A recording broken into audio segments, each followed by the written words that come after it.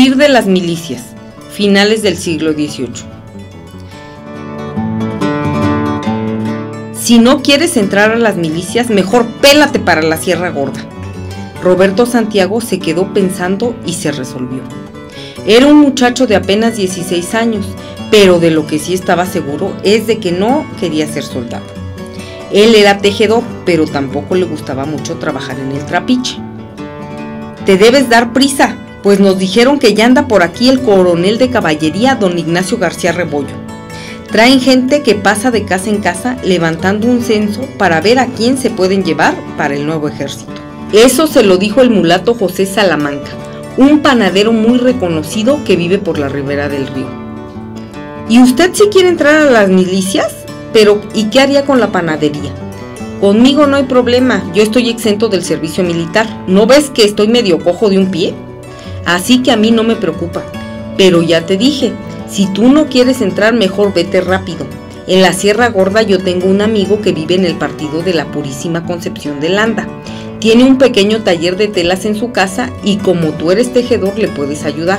Si te animas me dices. Todos hablaban de lo mismo.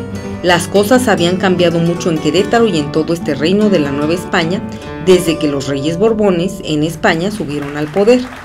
Cuántas cosas nuevas inventaron para que les llegara más dinero. Hasta al virrey le impidieron que siguiera manejando el dinero. Para eso crearon la Real Hacienda, que se encargaría de manejar el cobro de los tributos o impuestos. Otros negocios se los quedó el gobierno, como por ejemplo el del tabaco. Ahora nada más ellos podían hacer cigarros y puros para venderlos. A la iglesia igual le comenzaron a prohibir cosas, como hacer nuevos templos y conventos. A los padrecitos les prohibieron estar presentes cuando un moribundo hacía su testamento. Bueno, eso era porque muchos que se estaban muriendo les daban remordimientos de sus pecados y les regalaban a los padrecitos sus casas y sus ranchos para que Dios los perdonara. Hasta los padres jesuitas los corrieron.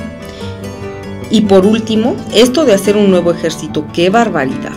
Solo a los indios tributarios no iban a meter de soldados, pero a los indios caciques sí los incluyeron. Bueno, es que ser indio cacique no es lo mismo que ser indio tributario. Los caciques hace muchísimos años eran los patrones de los tributarios. Por ejemplo, un cacique o principal tenía a sus tributarios que le trabajaban, o sea que estos eran los que llamamos maseguales. A los caciques al principio los españoles les dieron muchos derechos, casi ni pagaban tributo y como los otros sí estaban obligados a trabajar y pagar tributo a la corona, les llamaban indios tributarios. Años después ya no fue igual. A los caciques ya casi ni los pelaban los españoles porque no los necesitaban y como ser cacique hereditario se comenzaron a reproducir las familias y luego eran un montón de indios caciques, pero se quedaron como quien dice, como indios fresas, pero fregados porque ya no eran ricos. Los caciques hablan español, además de su lengua indígena. La vida de los indios caciques se parece a la de los mestizos. De hecho, el gobierno colonial los considera mestizos. En cambio, los indios tributarios siguen más sus antiguas costumbres, hablan su lengua, son más pobres y rara vez se casan con alguien que no sea también tributario.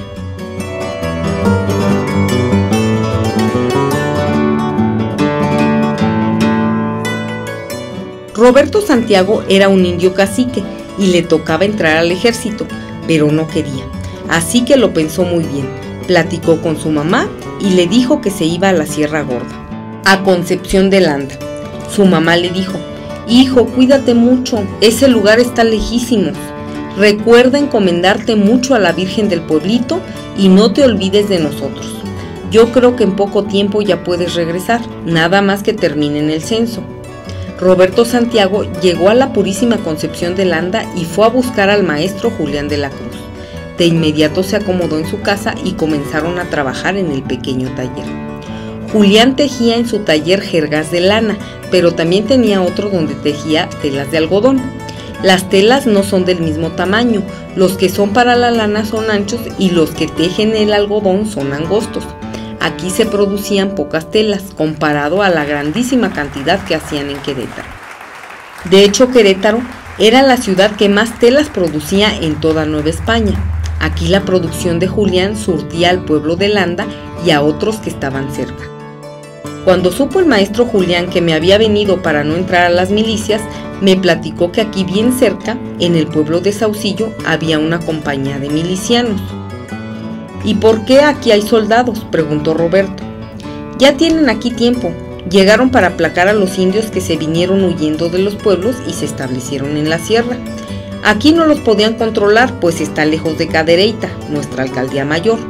Todos estos indios no pagaban tributo ni hacían lo que los padrecitos y el gobierno quería.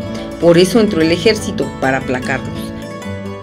A muchos que atraparon los llevaban presos y los vendían como esclavos en los obrajes.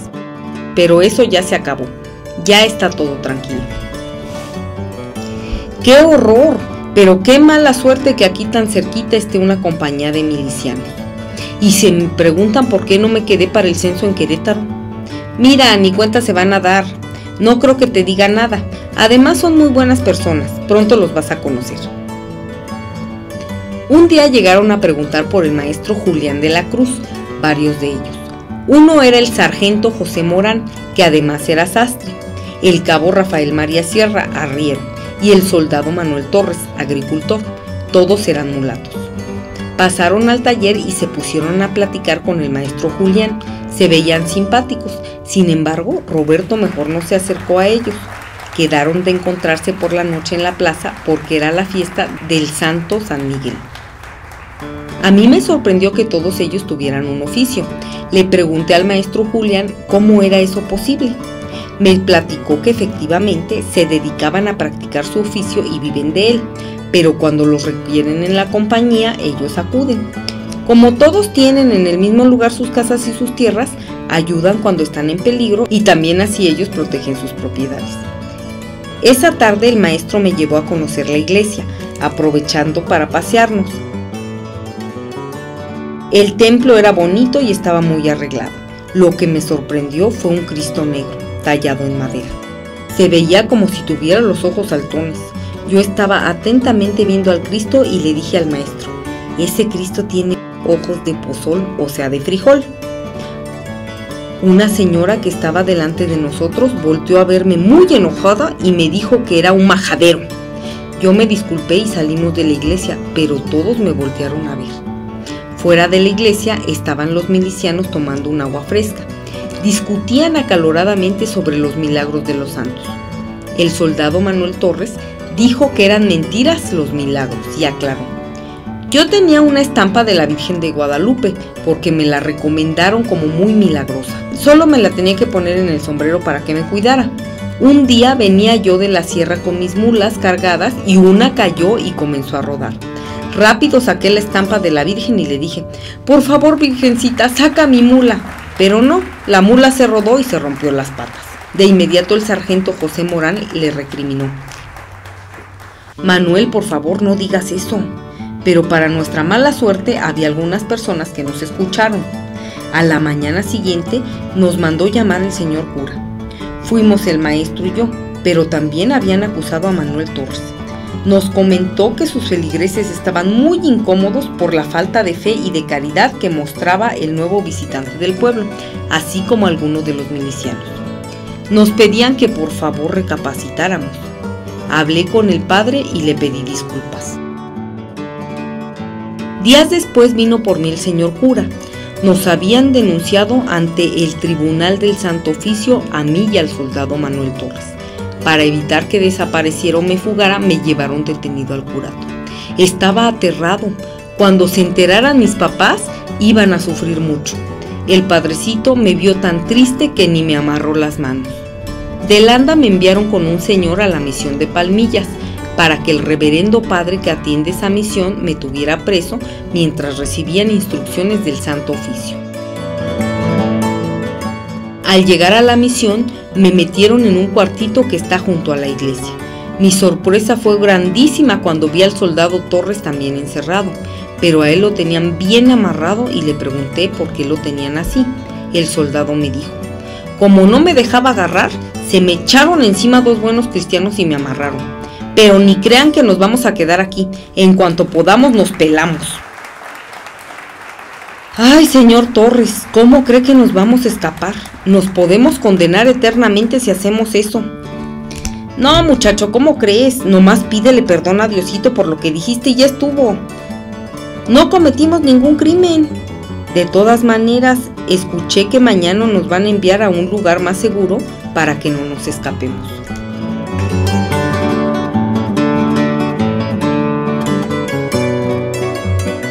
Ah, pues entonces nos tenemos que escapar hoy mismo. A mediodía el padrecito y todos en el pueblo se van a comer. Es un buen momento para estudiar la situación y en la noche nos desaparecemos. ¿Pero cómo? Para empezar, me tienes que desamarrar. ¡Córrele, muchacho! ¿Estás seguro que no me voy a ir al infierno? No, ándale, desamárrame. Roberto Santiago desamarró al soldado y juntos se pusieron a revisar el cuartito para ver cómo salir. Junto a una caja estaba un hábito de los que usaban los padrecitos y se lo guardó el soldado. La única manera de salir era por el techo, porque estaba floja la madera que la sostenía. Apilamos las cajas y con un banquito el señor Manuel se subió.